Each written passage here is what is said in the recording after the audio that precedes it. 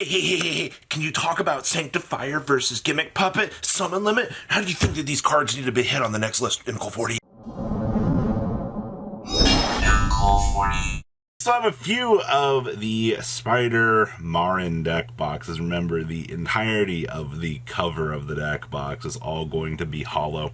I will leave a link down below so you guys can grab yours today. Alright, so those were the questions I got asked on stream the other day. So make sure you guys smash the living crap out of that subscribe button so you guys don't miss out on more awesome content. So we're going to start off over here with Summon Limit. And of course, I love the fact that everybody, Summon Limit sees competitive play because every other floodgate got limited in the world, and now I'm seeing for the immediate call/ban of Summon Limit. And I'm sitting over here and I'm like, Summon Limit's the only thing that's letting some of these decks even have a chance to play the game right now, and you want to take away one of the only solutions that we have to deal with a Tier 0 format. And it's like, where anywhere does this seem like a good idea? Now, do I think Summon Limit could potentially be a future problem? I mean, Anti-Spell's proven to us that we can continuously have the same problems exist in the game and nobody care about them. But the story for another day here. I don't think that Summon Limit should necessarily be cleaned up right now. I think everybody's like, we need to have natural limits on summoning out here. You should only be allowed 2 special summons a turn.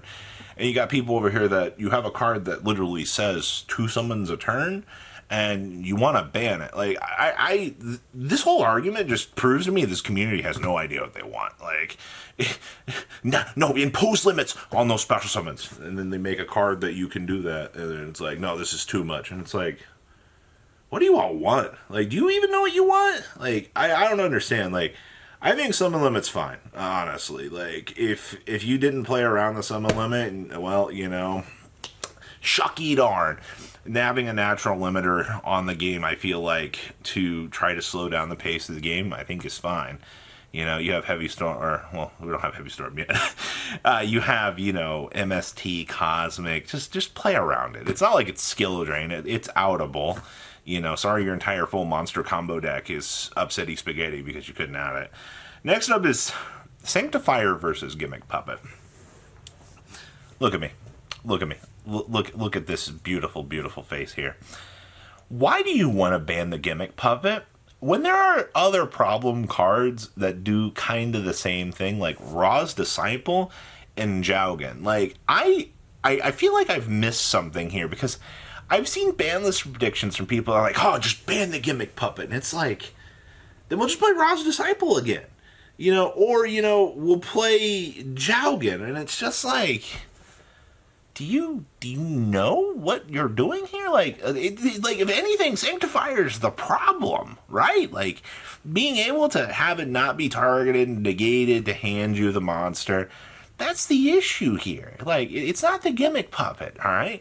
When you have so many other options that do the same thing, why the Gimmick Puppet? Like, why? Are we just coping? Because they're going to go right on back to playing Ra's Disciple. They did it before the Gimmick Puppet, all right? And they will do it again, all right? We saw it, all right? And I'm sitting here and I'm like, if you're banning anything, it's going to be the Sanctifier, all right? It's not going to be the Gimmick Puppet. If you ban the Gimmick Puppet, well, then everybody's just going to then you just misbanned a card, and everybody's going to be upset that Sanctifier special summoned a Ra's Disciple to their field. And it's just like, it's the same result at the end of the day. Personally, do I think Sanctifier Gimmick Puppet needs to go? I don't really care. I don't have an issue with Sanctifier handing me a Gimmick Puppet. We only have two branded players at our locals, and one of them is not doing the best every single week. So I just wanted to throw that out there. Like, personally, on a local level, it doesn't bother me at all. But if you're going after anything, like, probably needs to be the Sanctifier.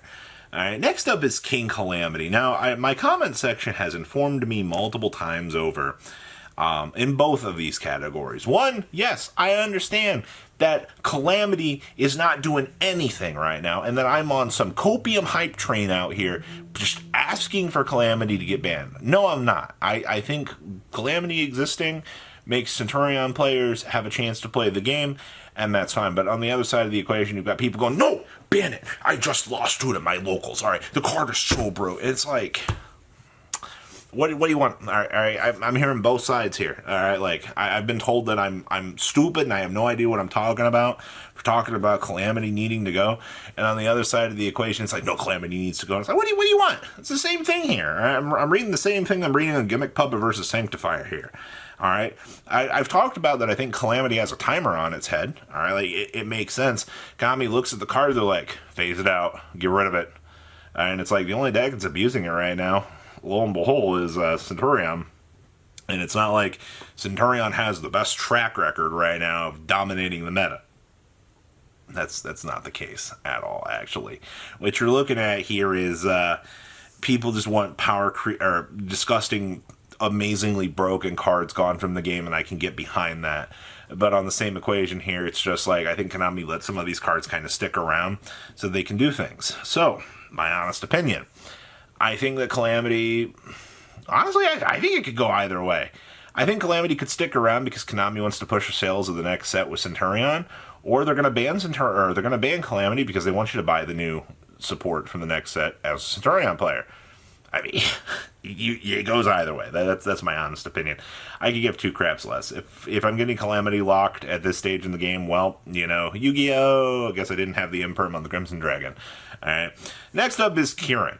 This has been an interesting thing. According to Stream the other day, they are just sick of people going, Kieran needs to come back. And okay, so is Kieran a problem without Electromite? And the answer is it is okay. I'm willing, depending on how a list is structured, depending on how they choose to hit fire, I'm okay with bringing Kieran back for a format to test it. Like, you got to remember, most of these formats are, 3-4 months apiece, and the way that the game feels, Konami likes to test out sorts of things and see, hey, this could be an issue here, or it's not really so much of an issue. So we could see I'd be fine with moving Kieran to 1, just to see, hey, is this card absolutely crazy broken? Does it do all of this? And, without Electromite, Pendulum's already at a little bit of a consistency loss, which that's something else for you to kind of think about. Like, if we're moving Electromite, I don't want to move Kieran. Not at all, actually. Like, I would rather not have those two be present at the same time in the TCG, and I think a lot of people would agree with me on that. But I'd be fine to test either or. Like, I guess this is a discussion of Electromite or Kieran, and I'd be fine to test Kieran before I would be down to test, both of them together. But at most of the Pendulum players, I do agree, you need something at this point in time because, you're not doing really too much out here, all right? It's a little bit of a struggle bus, honestly. But we will have to wait and see overall and see which approach that they choose to take. They're probably going to pick neither, just because that seems like the very Konami thing to actually do at this point in time. And I want to talk about Pot of Greed. I know, I got to throw in one little crazy thoughtaroo here. I'd be down to toss Pot of Greed into this format. If the Fire player is just going to draw Pot of Greed against me, well, wait, they can thrust into the Pot of Greed? Oh, that's a terrible idea, Robbie. What about Graceful Charity? What about any generic draw power? I bring up Pot of Greed because let's just do it, man. Let's just say that we had a format randomly in 2024 that we brought Pot of Greed back to, and I got sacked off of it. All right, I mean, it's no different than Tact Talents is technically better than Pot of Greed, right? Because it can be a draw too, it can be a change of heart, it can be a hand rip away from your opponent, it can be anything that you want it to be. These mystery boxes are getting wild out here, all right? Let's just do it. Let's just toss it at the wall. Let's just get it over with. It's apparent that, we want to power creep this game so much. Well, let's just try it, And I know that's my crazy, Robbie, you have no idea what you're talking about, thought of the day. Yeah, I know. I agree. I had this discussion the other day, and I was like, let's just do it. Let's just see what Pot of Greed could do. Not as a 3 of, no. That's crazy talk. Why would we ever do that? All right, why would we want you to go Pot of Greed into Pot of Greed into Pot of Greed? That's a +3. You got to work for your draw power out here. You at least have to thrust on into it. All right, so those are my thoughts for the time being on this. But just some of my generic thoughts on the game for what we could see. So what do you guys think? Please leave a comment down below. Tell me what you guys think, and I'll see your beautiful faces back another day, guys. Peace out. Patrons, thank you.